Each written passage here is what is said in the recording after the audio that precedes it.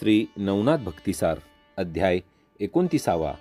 या अध्यायाच्या नित्य पठनाने श्रवणाने क्षयरोगासारख्या आजाराच्यातून मुक्तता होईल.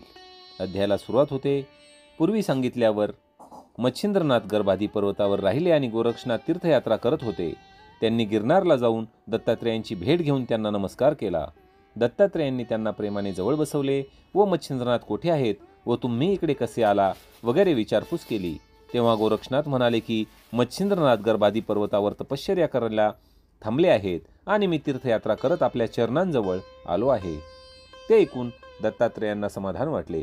ते म्हणाले, माझे एक काम आहे ते तुम्ही करा. ते काम म्हणजे मी भर्तरीनाथांवर अनुग्रह केला आहे, पण ते आपल्या बायकोसाठी स्मशानात शोक करत आहेत. त्यांना आज 12 वर्ष झाली. ते गवत झाडाची पाने खाऊन आपले जीवन कंठीत आहेत. तेव्हा तुम्ही तेथे जाऊन त्यांना युक्तीने सावध करा. हे सर्व जग मिथ्या अशाश्वत आहे हे त्यांच्या निदर्शनाला आणून द्या व त्यांना नाथपंथाची दीक्षा द्या. मी त्यांना मागे उपदेश केला तेव्हा त्यांनी मला मी नाथपंथाची दीक्षा घेईन असे वचन दिले आहे.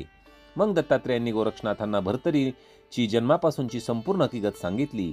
ते ऐकल्यावर गोरक्षनाथ म्हणाले की आपल्या आशीर्वादाने मी हे कार्य यशस्वीपणे पूर्ण करेल. असे म्हणून त्यांनी दत्तात्रेयांना नमस्कार केला आणि शीघ्र गतीने कामगिरीवर निघाले. मग गोरक्षनाथांनी व्यानं अस्त्र जपून भस्म कपाळी लावले आणि ते क्षणार्धात 50 योजन दूर असलेल्या अवंतीस पोहोचले. तिथे स्मशानात त्यांना क्रुश झालेला भर्तरी दिसला. ते एकसारखा पिंगलेचा ध्यास करत होता. त्यांची अवस्था पाहून गोरक्षनाथांनाही वाईट वाटले.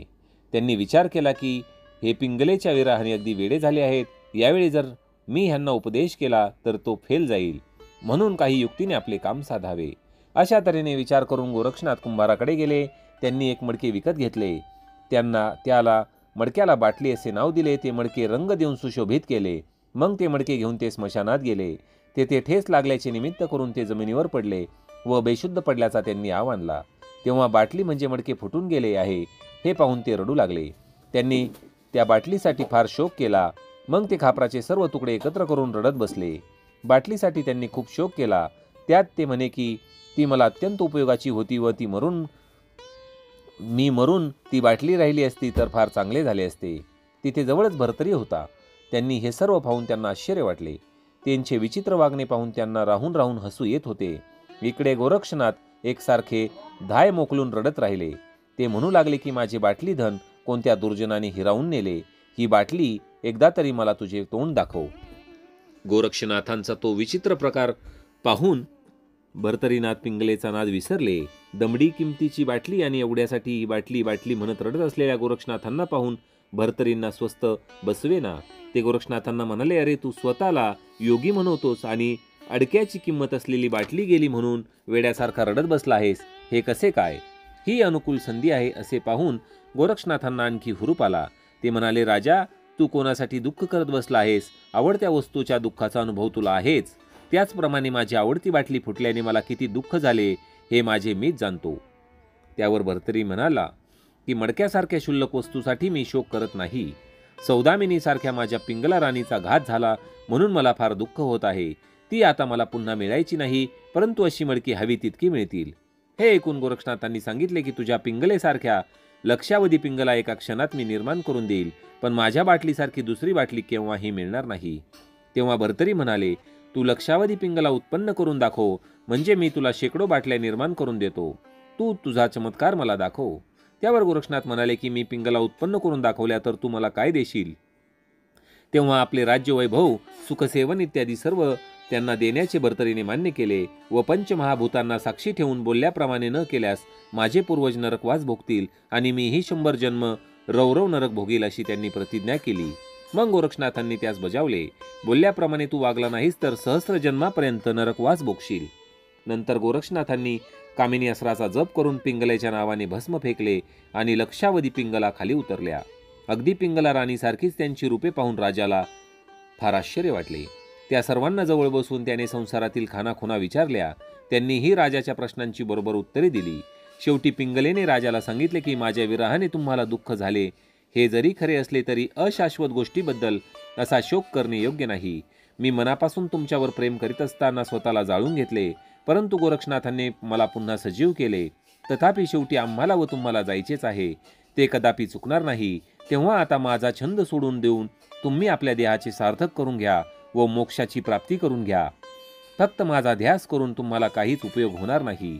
मी तुमची पत्नी असताना पतिव्रता धर्म आचरून आपले हित करून घेतले. आता तुम्ही आपल्या हिताचा मार्ग आचरावा. पिंगलेचे भाषण ऐकून राजाला विस्मय वाटला. मग भर्तरी लगेच गोरक्षनाथांच्या पाया पडले. तेव्हा गोरक्षनाथांनी त्यांना हाताला धरून उठवून सांगितले की राजा, माझा गुरु मच्छिंद्रनाथ दत्तात्रेयांचे शिष्य आहेत आणि तुलाही दत्तात्रेयांचा अनुग्रह झालेला आहे, म्हणून पर्यायाने तुम्ही माझे गुरुबंधूच आहात, म्हणून मला गुरुस्थानी आहात. तेव्हा तुम्ही माझ्या पाया पडण्याऐवजी मीच तुमच्या पाया पडणे अधिक योग्य आहे. म्हणून आता मीच तुम्हाला साष्टांग नमस्कार करतो. राजा, आता मला सांगा की तुमच्या मनात आहे तरी काय? तुमची पिंगलेसह राज्यसुखाचा उपभोग घेण्याची इच्छा आहे की वैराग्याने वागून जन्माचे सार्थक करून घेण्याची? गोरक्षनाथांचा तो प्रश्न ऐकून राजा म्हणाला की मी पिंगलेसाठी 12 वर्ष बसलो होतो, परंतु ती मला दिसली नव्हती आणि तुमच्या योग सामर्थ्याने बघता बघता शेकडो पिंगला मला तुम्ही दाखवल्या. असे हे सामर्थ्य राज्यवैभवात दृष्टीस पडत नाही. मी भ्रमात पडलो, श्री गुरुच्या हातून निसटलो आणि मोठ्या संकटात सापडलो. कृपा करून माझ्या गुरूंचे दत्तात्रेयांचे दर्शन करवावे. मी योगमार्गच पत्करणार आहे. दत्तात्रेयांच्या दर्शनात जाण्यापूर्वी भर्तरी गोरक्षनाथांना म्हणाले की आता तुम्ही ह्या सर्व पिंगला दृश्य करा आणि प्रथम राजवाड्याकडे चला. गोरक्षनाथांनी त्यांचे म्हणणे मान्य केले. मग सर्व पिंगला दृश्य करून राजाबरोबर ते राजवाड्यात गेले. त्यांना पाहून सर्वांना खूप आनंद झाला. विक्रम राजाने गोरक्षनाथांसह सुवर्णाच्या आसनावर बसवले, त्यांना नमस्कार केला आणि त्यांची षोडशोपचारांनी पूजा केली. विक्रम राजाने गोरक्षनाथांना प्रार्थना केली की भर्तरीस कोणत्या युक्तीने भानावर आणले ते कृपा करून मला सांगावे. मग गोरक्षनाथांनी सर्व प्रकार त्यांना सविस्तरपणे सांगितला व पुढचा संकेतही त्यांच्या कानी घातला. विक्रम राजाने त्या दोघांना आणखी 6 महिन्यापर्यंत तेथे राहण्याचा आग्रह केला. 12 वर्ष भर्तरी केवळ झाडाची पाने खाऊन राहिल्याने ते अगदी क्रुश झाले होते. म्हणून विक्रम राजा म्हणाला की 6 महिने येथे राहिलात म्हणजे तेवढ्या दिवसात भर्तरीच्या अंगी थोडी तरी शक्ती येईल. तेव्हा गोरक्षनाथांनी सांगितले की भर्तरीचा आजचा निर्णय कायम राहील याची खात्री नाही, म्हणून आम्हाला येथे आणखी राहणे योग्य नाही.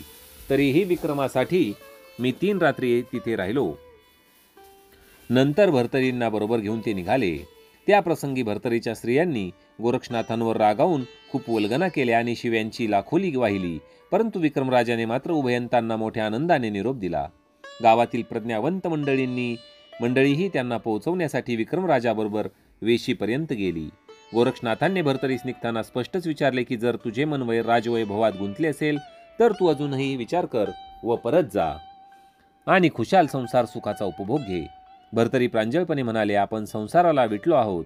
मग तशी खात्री करून घेऊन गोरक्षनाथांनी आपली शैली शिंगी कंथा त्यांना देऊन भिक्षेसाठी झोळी दिली व त्यांची परीक्षा पाहण्यासाठी त्यांना त्यांच्याच स्त्रियांकडे भिक्षेसाठी पाठवले.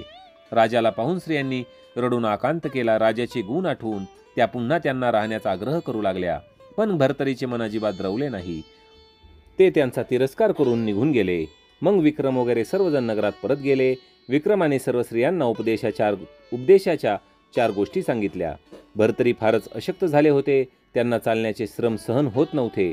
ते पाहून गोरक्षनाथांनी यानास्त्राची योजना करून भस्म मंत्रून त्यांच्या कपाळाला लावताच भर्तरीनाथांचा अशक्तपणा नाहीसा झाला आणि ते दोघे डोळे मिटून एका निमिषार्धात गिरनार पर्वतावर पोहोचले.